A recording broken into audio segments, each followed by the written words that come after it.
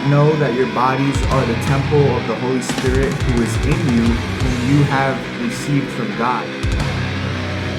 Rejoice over the small things. And you know what I mean? Take that same motivation that you have to stick to that and throw it into the Bible. Do all things through Christ who gives me strength.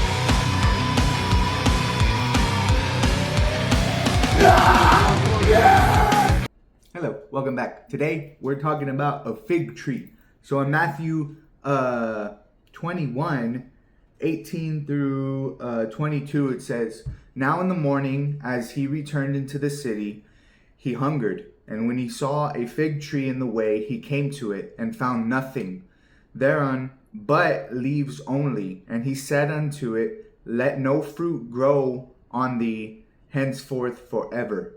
And precedently the fig tree withered away. And the disciples saw it and marveled, saying, How soon is the fig tree withered away?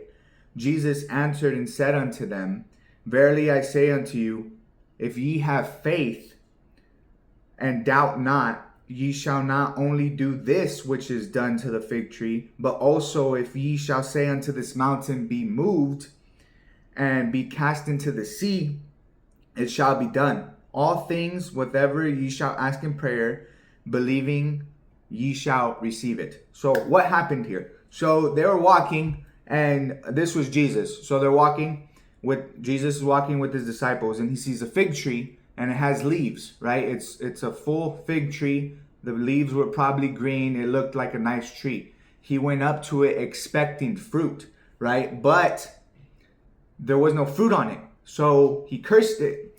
Now, the first thing that we see here is how the fig tree represents something. So the fig tree would represent like outwardly good appearance, but inwardly has nothing, right? How he explained the Pharisees were. He said, outside you look beautiful, but on the inside you're corrupt. So this fig tree, although it looked good, it wasn't bearing fruit. And the Bible also talks about our fruits, right? The fruits of the Spirit. Are we giving off these fruits?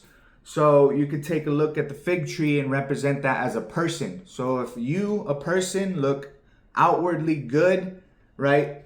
And you have leaves, but you're not producing fruit, you're like the fig tree he cursed. So that's one example of the fig tree, how you could take it. And then after that, he explains faith without doubting, right? So, and then we know verses like, if you have faith of a mustard seed, you could do basically anything, right? And you could do all things through Christ. So that's faith without doubting. Faith without works is dead, right? But he said, if ye have faith and doubt not. Now he's saying, yes, you could have faith, but if you do not doubt your faith, he made that very clear, ye shall not only do this which is done to the fig tree, but you will also be able to say to this mountain, be removed and be cast into the sea, and it shall be done. So he's telling them, if you have faith and you don't doubt that faith, you can tell a mountain to get up and throw itself in the sea and it will do it. That's how powerful faith is, right? Because that's all we have is faith. We have faith in our God. We have faith in Jesus, right? That's the whole point of this, is to have faith.